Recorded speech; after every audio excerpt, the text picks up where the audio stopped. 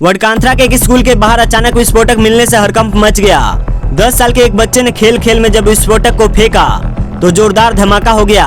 इस हादसे में बच्चा और एक बुजुर्ग महिला घायल हो गए। पुलिस ने तुरंत कार्रवाई करते हुए मौके से 4 और विस्फोटक बरामद किए और मामला दर्ज कर जांच शुरू कर दी है। यह विस्फोटक आमतौर पर जंगली सुअरों को मारने के लिए इस्तेमाल किया जाता है, लेकिन स्कूल परिसर के पास इनका मिलना बेहद चिंताजनक है।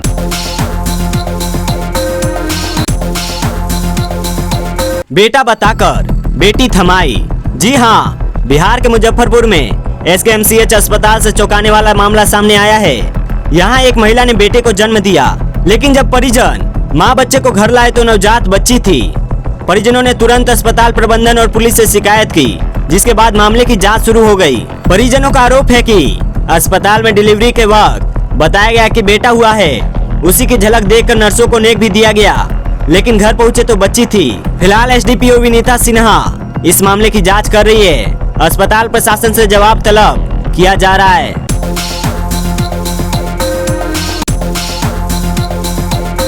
इसरो दिसंबर में अपना पहला गगनयान टेस्ट मिशन लॉन्च करने जा रहा है। ग्रुप कैप्टन शुभांशु शुक्ला, जो भारत का अंतरिक्ष यात्री प्रशिक्षण दल का हिस्सा है, उन्होंने कहा, अगर मैं अंतरिक्ष से जा सकता हूं, तो आप सब भी जा सकते हैं। भारत तैयार है, इसरो तैयार है। शुक्ला ने बताया कि मानव अंतरिक्ष उड़ान से जो अनुभव और ज्ञान मिलता है वो अमूल्य है और यही आने वाले गगनयान मिशन के लिए बड़ी ताकत बनेगा। उन्होंने कहा कि बच्चों में अंतरिक्ष को लेकर उत्साह और सवाल सबसे बड़ी जीत है, क्योंकि यही आने वाली पीढ़ियों को प्रेरित करेगा।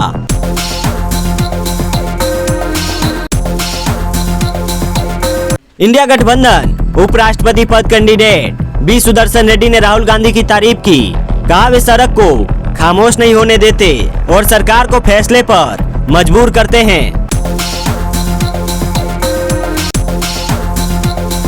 उत्तर प्रदेश की संबल पुलिस की साइबर सेल और सर्विलांस टीम ने एक बड़े ऑनलाइन गेमिंग घोटाले का पर्दाफाश किया है। पुलिस ने नेपाल, पंजाब, हरियाणा और यूपी के रहने वाले 5 आरोपियों को गिरफ्तार किया है। जानकारी के मुताबिक यह गैंग हर साल 8 करोड़ रुपए तक का मुनाफा कमा रहा था और इसका देश भर में 500 से ज्यादा फ्रेंचाइजी का नेटवर्क था। यह घटना तब सामने आई जब चंदोसी के संबल गेट निवासी दीनदयाल के खाते में 1 करोड़ 70 लाख रुपए के लेन देन का पता चला। दीनदयाल एक मजदूर है और रोज 300 से 400 रुपए डेली कमाता है। उसको इस बात की जानकारी तब हुई जब उसे कर्नाटक की एक अदालत ने 91,206 रुपए के बकाया का नोटिस मिला। इसके बाद उसने बैंक में जाकर पता किया, जहां उसके खाते को फ्रीज कर दिया गया था। दीनदयाल की शिकायत पर एसपी कृष्ण कुमार बिश्नोई ने साइबर सेल और सर्विलांस टीम को जांच का निर्देश दिया। पुलिस ने बैंक के रिकवरी एजेंट ऋषिपाल यादव और अमित वार्ष्णेय को हिरासत में लेकर पूछताछ की। पूछताछ में इस बड़े गैंग का खुलासा हुआ।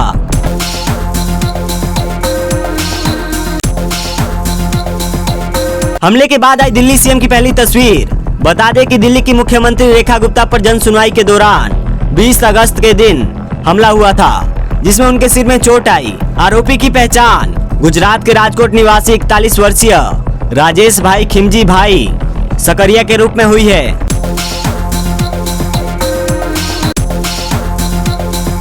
सिविल जज बनने का सपना देखने वाली एमपी की युवा वकील अर्चना तिवारी का 12 दिन तक रहस्यमय तरीके से गायब होना केवल उनके परिवार ही नहीं, बल्कि पूरे एमपी पुलिस के लिए भी चुनौती बन गया था।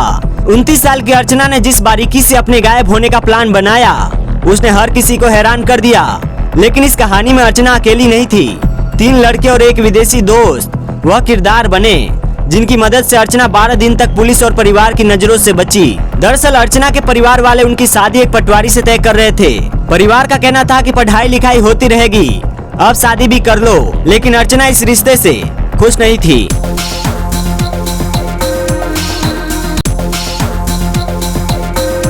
उपराष्ट्रपति पद के विपक्षी गठबंधन के उम्मीदवार बी सुदर्शन रेड्डी ने संसद भवन पहुंचकर नामांकन दाखिल किया।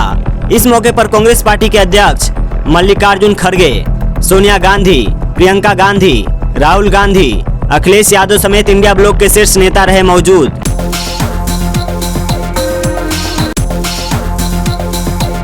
राजस्थान मौसम अपडेट 21 अगस्त। पिछले 24 घंटों में कोटा, उदयपुर, जयपुर संभाग में कहीं कहीं भारी बारिश दर्ज की गई है। सर्वाधिक बारिश शेरगढ़, बांसवाड़ा में 97 mm दर्ज। आज पूर्वी राजस्थान और आसपास के एमपी के ऊपर एक परिसंचरण तंत्र बना हुआ है। इसके असर से आगामी एक सप्ताह राज्य के अधिकांश भागों में मानसून पुनः सक्रिय होने की प्रबल संभावना है। आज कोटा उदयपुर संभाग में कहीं कहीं भारी और अति भारी बारिश, जबकि जोधपुर, अजमेर, भरतपुर, जयपुर संभाग के कुछ भागों में मध्यम में कहीं कहीं भारी बारिश आने की संभावना है।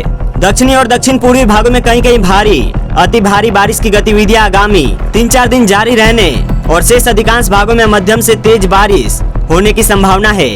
पश्चिमी राजस्थान के जोधपुर, बीकानेर संभाग के कुछ भागों में भी 22 से 29 अगस्त के बीच बारिश की एक्टिविटी में बढ़ोतरी होने की प्रबल संभावना है।